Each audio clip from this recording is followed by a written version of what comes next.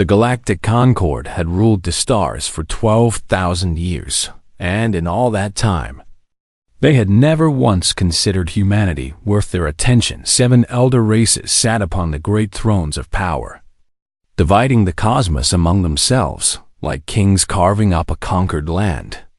And they looked upon the younger species with something between pity and contempt. Humanity was nothing to theme a single solar system. A handful of colony ships struggling to reach nearby stars. A civilization that had only discovered faster-than-light travel 3 centuries ago. What could such creatures possibly offer to beings who had mastered the universe before humans had learned to make fire? The answer, according to the Concord, was nothing at all. They labeled humanity as pre-ascendant, a polite term that meant primitive. And they denied them any voice in galactic affairs, any seat at the great tables where the fate of worlds was decided. Humans could trade in the outer markets and settle the unwanted corners of space that no elder race desired. But they would never be equals, never be respected, never be anything more than children playing at civilization while the adults ran the galaxy. And so, when the Vethkai Dominion began its campaign of extermination against the outer human colonies, the Concord did absolutely nothing. The Vethkai were not members of the Concord, but they were powerful enough that the elder races preferred to look away rather than risk conflict. And besides, the victims were only humans. Millions died in the first wave of attacks. Colony ships were torn apart in the void, their passengers spaced without mercy, their distress calls ignored by every station that received them. Earth sent diplomatic missions begging for intervention, for aid, for anything at all. And the Concord responded with silence and closed doors. This is an internal matter, the Ashendari ambassador had declared, her voice cold as the space between stars. The Concord does not interfere in conflicts involving non-member species. The message was clear. Humanity would have to save itself or die trying. Most believed they would die. The Vethkai Dominion commanded a fleet of over 600 warships, each one bristling with weapons that could crack a planet's crust. And humanity's entire military force numbered less than 50 combat-ready vessels. The math was simple and brutal. And Earth's government made the only logical choice they could see. They ordered a full retreat, pulling every ship back to defend the home system, abandoning the outer colonies to their fate. But one man refused to follow that order. Fleet Captain Elias Kane had spent 20 years in the service, had commanded ships through a dozen skirmishes and 3 major engagements, and had never once disobeyed a direct command from his superiors until now. He stood on the bridge of his flagship, the Hammer-class cruiser Defiance, and he read the retreat order 3 times before he deleted it from the system. "Sir," his first officer had asked, her voice tight with fear, "what are we doing?" Kane had looked out at the stars, at the distant colonies that were burning even as they spoke, at the refugee ships sending desperate pleas for rescue that no one else would answer. "We are staying," he had said. And those 2 words changed the course of galactic history. 17 ships remained with him, volunteers who knew they were signing their own death warrants, crews who had families in the outer colonies, captains who simply could not stomach the idea of running while innocents burned. 17 ships against 600. It should have been a massacre. A footnote in Vethkai records, a minor annoyance crushed in days instead. It became a legend. Elias Kane did not fight like the Vethkai expected, did not form battle lines or engage in the grand fleet actions that their tactics were designed to counter. He fought like a ghost. His ships would appear from nowhere, striking at supply convoys and fuel depots, destroying communication relays and vanishing before the Dominion could respond. He learned to read the Vethkai commanders, to predict their movements by studying their patterns. And then he did exactly what they never expected when they reinforced their supply lines. He struck at their shipyards when they sent hunter fleets after him. He led them into asteroid fields and nebulae where their superior numbers meant nothing, when they thought they had him cornered. He was already 100 light-years away, hitting another target they had left undefended. The Vethkai called him Kethvarl, the ghost, who burns, and they began to fear the name for 3 years. Elias Cain waged his impossible war, and though he could not defeat the Dominion, he bled them. He made every victory cost them dearly, made them spend 10 ships to take what they could have claimed with 1, made them doubt every shadow and fear, every silent sensor reading, and he saved lives. His ships rescued refugee convoys that would have been destroyed, evacuated colonies hours before Dominion forces arrived, carried tens of thousands of civilians to safety through routes that no Vethkai commander could predict. He became a symbol proof that humanity would not go quietly, that even the smallest and weakest species could bare its teeth and make the giants bleed. The war ended not because Cain won, but because the Vethkai decided the cost was no longer worth the gain. They withdrew, nursing their wounds, cursing the ghost who had humiliated them. And humanity survived. Earth called Elias Cain a hero, demanded his return for parades and medals and speeches before cheering crowds. He never came home. His fleet disbanded, his crew scattered to new lives, and Cain himself simply disappeared into the vastness of space. Some said he died in his final battle, his ship crippled beyond repair, drifting into the dark. Others said he could not face the peace, could not become the symbol they wanted him to be, could not pretend that 3 years of blood and fire had been anything but horror. The truth was simpler and sadder. Elias Cain had seen what he was capable of when pushed to the edge, had felt the cold calculation that let him sacrifice ships and crews for tactical advantage, had watched himself become something that frightened him more than any enemy ever could. He vanished because he did not trust himself anymore, and the galaxy forgot about him, moved on to new crises and new conflicts, filed his name away as ancient history, but in the ports and stations of the Outer Rim, in the quiet places where refugees had built new lives, they still told stories about the ghost who burns. They still remembered the man who had looked at impossible odds and said 2 simple words: "We are staying." And somewhere in the black between stars, Elias Cain lived with his ghosts, never knowing that the galaxy would one day need him again. 15 years passed like a slow breath between heartbeats, and the galaxy changed in ways that no one had predicted. The Vethkai Dominion had collapsed into civil war, their great fleets turning upon each other in struggles for succession that left their empire in ruins.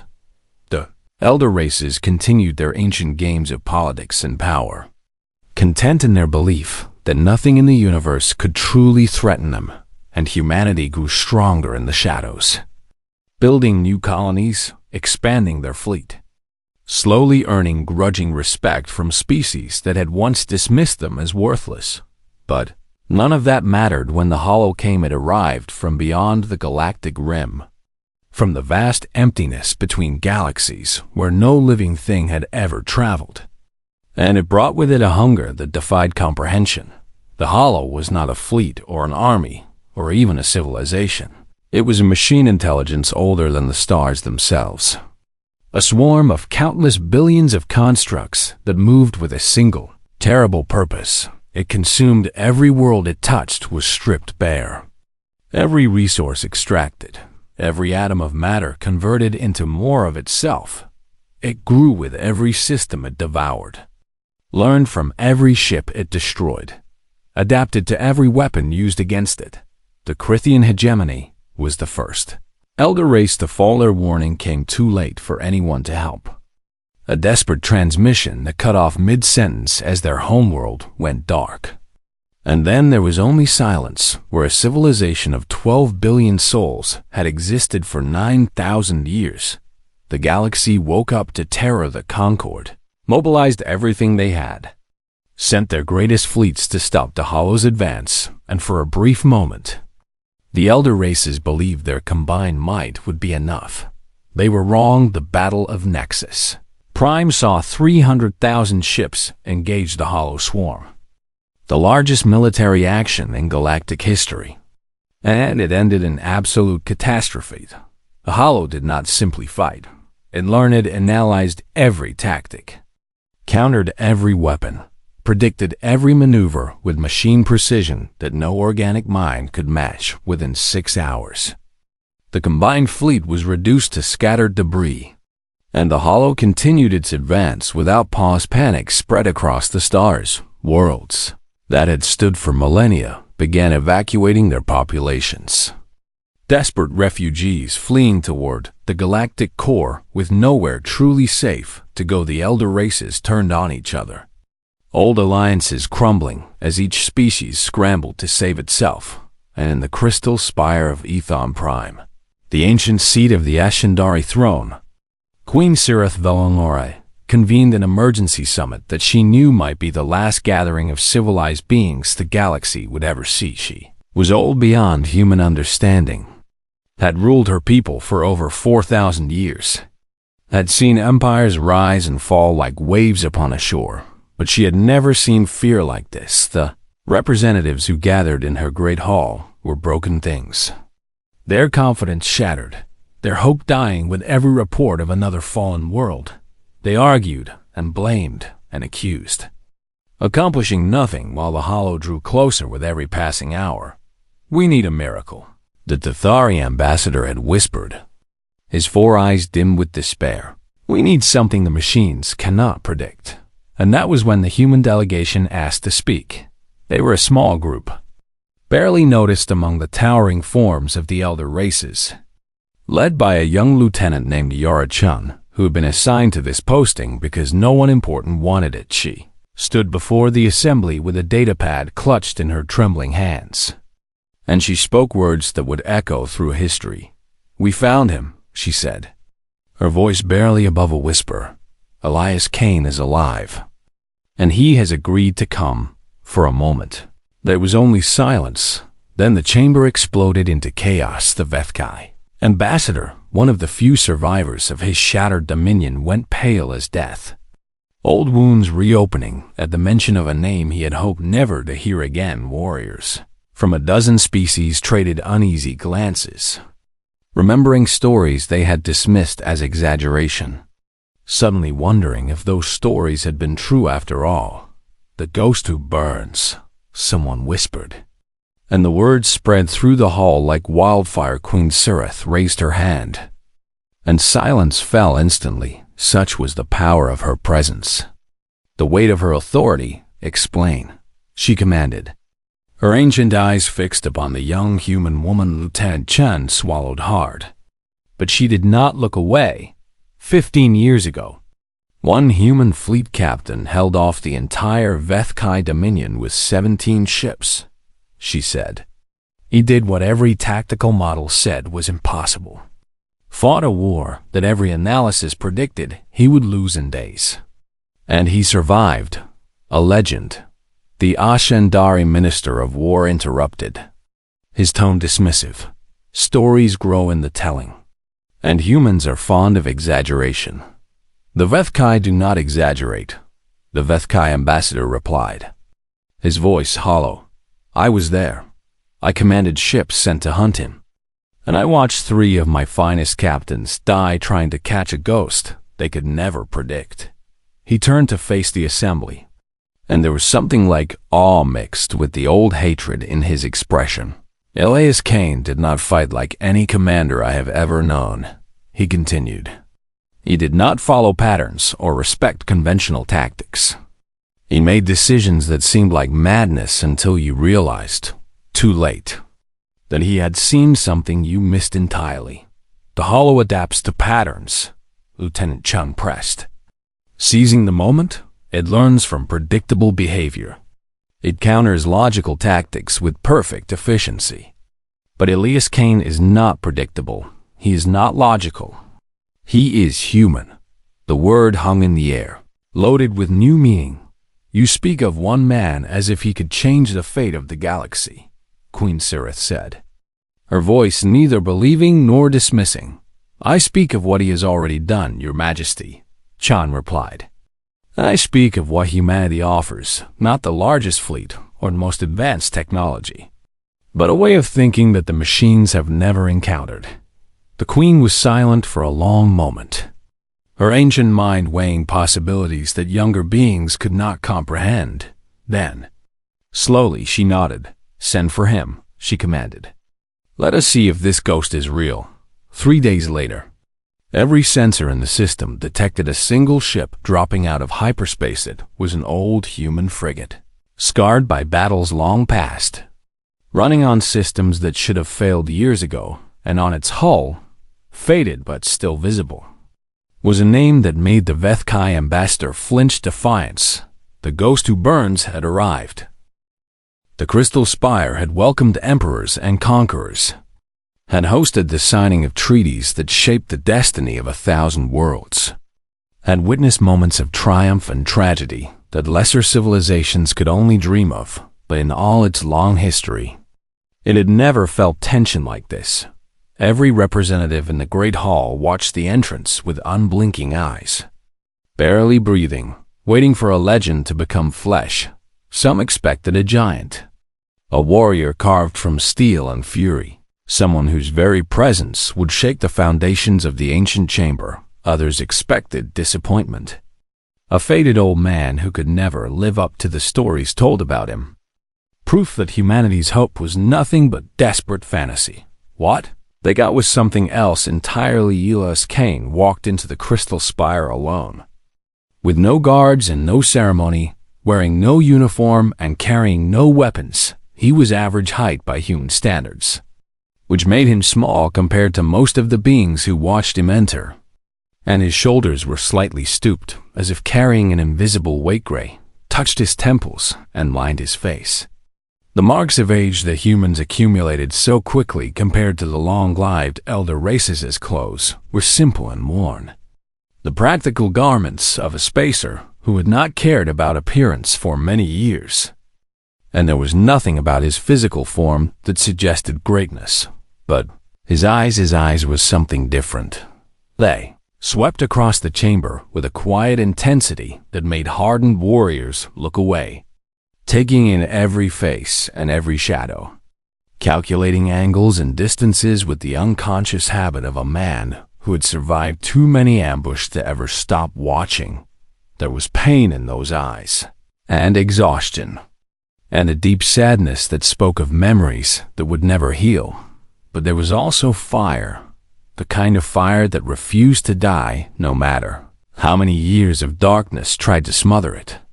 The kind of fire that had looked at impossible odds and chosen to fight anyway. Elias Kane walked across the great hall in silence, his footsteps echoing in the hush that had fallen over the assembly.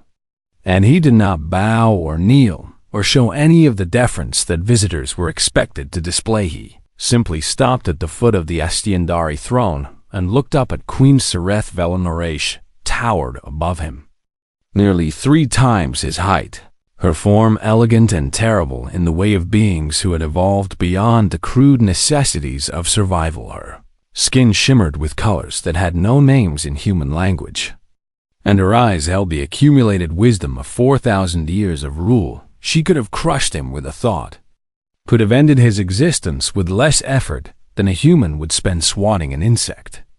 And everyone in the chamber knew it, but she did not. Instead, for the first time in 300 years, Queen Sereth descended from her throne. Gasps rippled through the assembly as she walked down the ancient steps, her movements fluid and graceful despite her size, her eyes never leaving the small human who waited without flinching. She stopped before him, close enough that her shadow engulfed him completely, and she studied his face with an expression that none of her subjects could read. "You are smaller than the stories suggest," she said at last. Her voice resonating through the chamber like music made of thunder. Kane met her gaze without looking away, without a trace of fear or intimidation in his weathered features. "The stories were never about my size, Your Majesty," he replied, his voice calm and steady. A murmur rippled through the watching representatives, shock and disbelief mixing with something that might have been admiration. No one spoke to the queen this way. No one treated her as an equal. as someone who could be answered rather than merely obeyed. But Elias Kane was not here to obey anyone. He was here because the galaxy was dying. And he was perhaps the only being alive who had faced impossible odds and won Queen. Sirith smiled, a rare expression that her own people saw perhaps once in a century. An expression that could mean many things depending on how one chose to interpret it. No, she agreed, something like respect entering her ancient voice. They were not. She turned to address the assembly, her presence commanding instant attention. This human, she declared, will be heard. His words will be considered with the weight they deserve. And any who show him disrespect will answer to me personally. It was not a request or a suggestion, it was a royal decree. And not even the proudest of the elder race ambassadors dared to object. Kane inclined his head slightly, acknowledging the gesture without groveling. I came because you asked, he said. But I need to understand something first. Why now? The Minister of War stepped forward, his expression hovering between condescension and desperation. Is it not obvious, human? The Hollow threatens us all, and we require. You require a weapon, Kane interrupted. And his voice had gone cold. You ignored humanity for centuries. Abandoned our colonies to burn. Watched millions of my people die while you debated procedure and protocol. And now that your own worlds are threatened, now you remember that we exist. Silence fell, heavy and uncomfortable. I did not come here to save the species that left us to die, Kane continued. I came here to save the galaxy, including my own people. But I will not pretend that we are friends. And I will not pretend that I have forgotten. For a moment, it seemed as if his words would shatter the fragile alliance before it could even form. Then, Queen Sirith laughed. It was a sound like crystal chimes in a storm. Unexpected and strangely beautiful. And it cut through the tension like a blade through silk. I think I understand now, she said, her eyes bright with something that looked almost like delight. You are not here to be our hero. You are here because you cannot stand aside while innocents die, even if those innocents belong to peoples who wronged you. Kane said nothing, but something shifted in his expression, a crack in the armor he had built around himself. The Concord failed humanity. The Queen continued, I will not insult you by denying it. We were arrogant and blind. And we are paying the price for that arrogance now, but the past cannot be changed. Only the future can be shaped. She extended her hand, a gesture of equality that she had not offered to anyone in living memory. Help us shape it. Elias Kane, not for our sake, but for the sake of every being who will die if the Hollow is not stopped. Human and elder race alike. Kane looked at her hand for a long moment, then, slowly, he reached out and took it. Tell me everything, he said. And then I will tell you how we are going to win. The War Council lasted 3 days, and in that time, Elias Kane learned everything there was to know about the enemy that threatened to devour the galaxy, studied the reports from Nexus Prime, watching the footage of 300,000 ships being torn apart by an enemy that seemed to know their every move before they made it, analyzed the data from a dozen smaller engagements, tracking the way the Hollow adapted to each new weapon and tactic, noting how quickly it learned to counter strategies that had initially seemed effective. He spoke with survivors, with commanders who had fled shattered fleets, with scientists who had tried and failed to find any weakness in the machine swarm. And when he was done, when he had absorbed every piece of information the combined civilizations could offer, he stood before the assembly and delivered his verdict. The Hollow is not invincible, he said. And the chamber fell silent at words they had all desperately wanted to hear. It has a weakness. But exploiting that weakness will require something none of you have been willing to try. Name it. Queen Sirith commanded, leaning forward on her throne. Whatever resources you need will be provided. Kane shook his head slowly. It is not about resources, Your Majesty. It is about understanding what the Hollow actually is.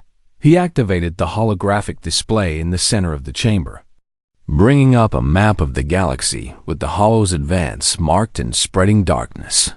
The Hollow is not a swarm in the traditional sense, he explained. It is a distributed network. Billions of individual units all connected to a central processing core that coordinates their actions and stores their accumulated knowledge. He zoomed the display to show a region deep within the consumed territory. Destroy that core, and the entire network collapses. The individual units become mindless, purposeless, easy to eliminate. Hope flared in the eyes of the watching representatives. But Kane raised his hand before anyone could speak. The problem is reaching it, he continued. The core is buried deep in territory the Hollow has already consumed, protected by the highest concentration of units anywhere in the galaxy. And every attempt to reach it with a conventional fleet has been predicted and destroyed. Then it is impossible, the Minister of War declared, his brief hope already fading. No force can survive the journey through that much hostile territory. A large force cannot, Kane agreed. But a small one might. He changed the display again, highlighting a route that made several of the assembled admirals gasp in disbelief. This path takes us through the corona of a dying star, through a region of space so full of radiation and debris that sensors are useless, and then through a dead zone where the Hollow has not established full coverage because no sane commander would ever try to fly through it. No sane commander, the Vethkai ambassador repeated, understanding dawning in his eyes. You are proposing to do exactly what no one would expect, because it is exactly what no rational being would attempt. The Hollow thinks in patterns, Kane said. It learns by analyzing behavior, predicting responses, countering tactics that follow logical progressions. But it has never faced an enemy willing to embrace pure chaos. He looked around the chamber, meeting the eyes of every commander and leader present. Humans do not fight like the elder races, he explained. We do not optimize or calculate, we improvise. We make decisions based on instinct and emotion. We choose paths that make no sense until suddenly they do. And that is what the Hollow cannot predict. You are describing madness, a Tethari admiral protested. Not strategy. I am describing how 17 human ships held off 600 Vethkai warships for 3 years. Kane replied calmly. I am describing how I survived a war that every model said I should have lost in days. And I am describing the only way any of us survive what is coming. He laid out his plan in full detail. The combined fleet would engage the Hollow in a massive frontal assault, drawing as many units as possible to the battle, making the machines believe this was another conventional attack doomed to failure. Meanwhile, a small strike team, no more than 20 ships crewed by volunteers, would take the impossible route to the core. They would fly through the dying star, navigate the radiation storms with nothing but human intuition to guide them, and punch through to the core before the Hollow even realized they were there. The strike team will take casualties, Kane admitted, his voice heavy with the weight of what he was asking. Perhaps severe casualties, perhaps total losses.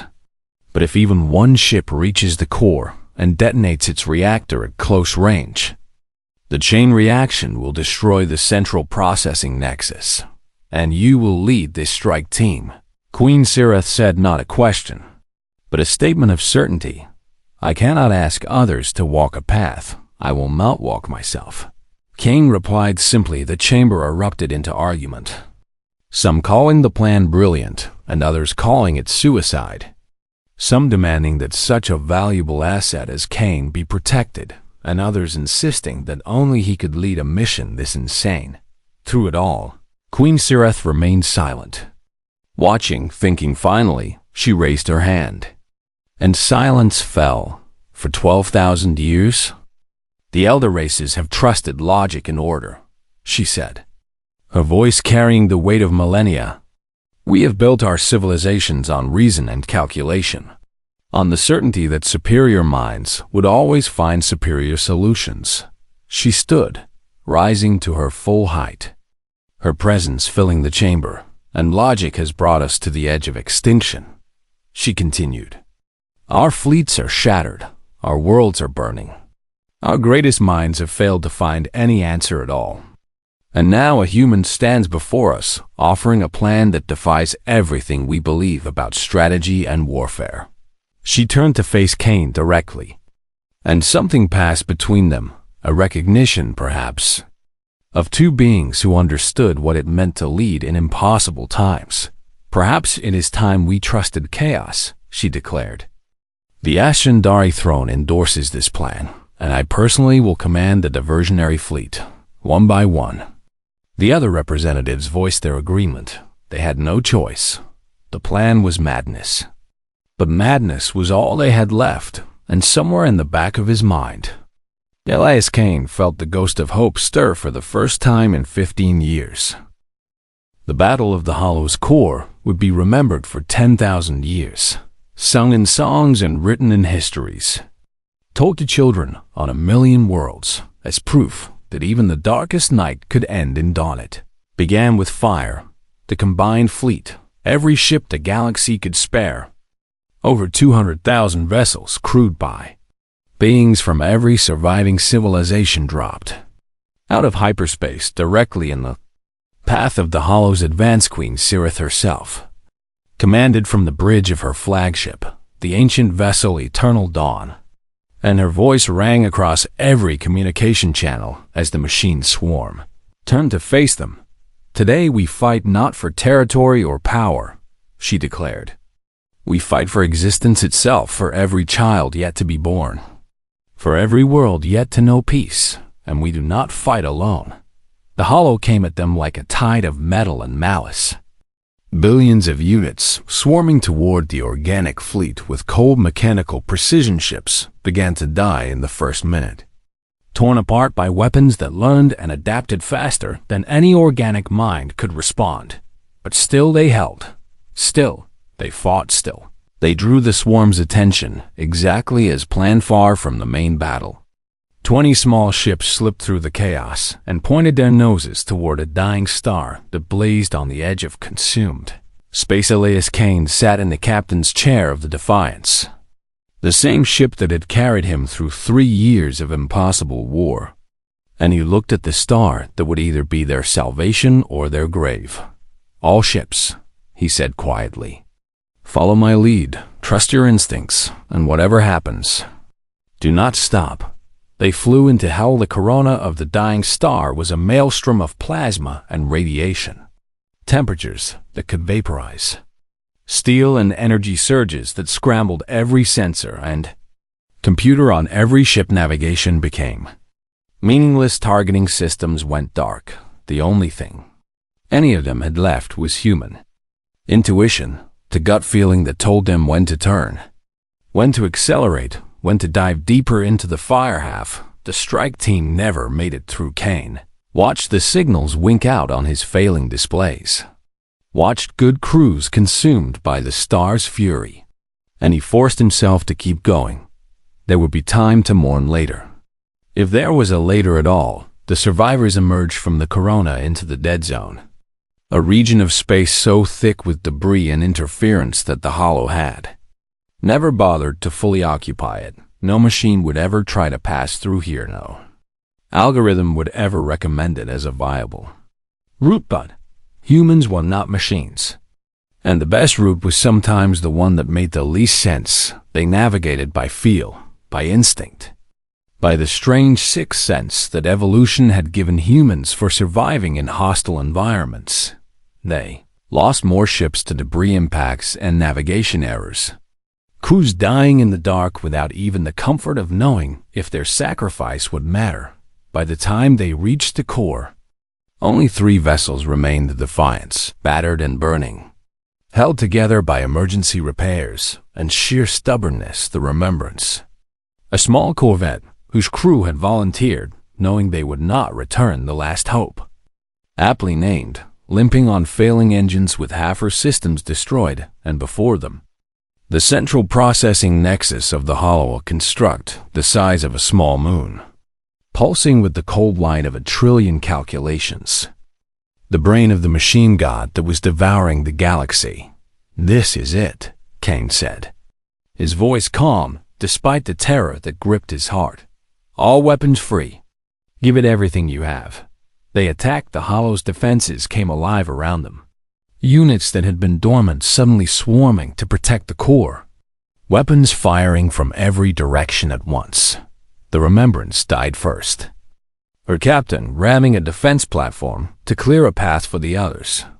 His final transmission a simple "good luck." The last hope followed moments later, her reactor overloading as she crashed into a section of the core's outer shell, tearing a wound in the machine god's flesh. And then there was only the Defiance, alone against an enemy that should have been unbeatable, flying toward a target that grew larger with every second. Kane's weapons failed first, overheated and overloaded from continuous fire. Then his shields went down, and the hollow's weapons began tearing his ship apart piece by piece.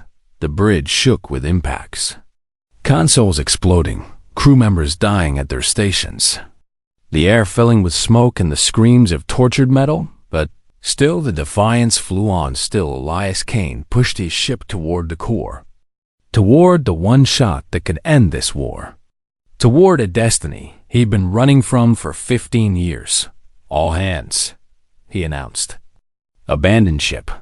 There was no argument, no hesitation. His crew trusted him absolutely, and they knew this was the only way. Escape pods launched into the chaos as Kane locked the helm controls and pointed his dying ship at the heart of the hollow. He had time for one final thought, one memory that rose unbidden from the depths of his mind. The faces of everyone he had lost, everyone he had saved, everyone who had believed in him when belief seemed like madness.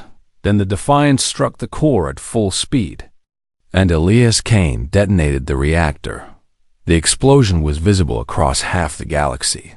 The hollow screamed, a sound that echoed on every frequency.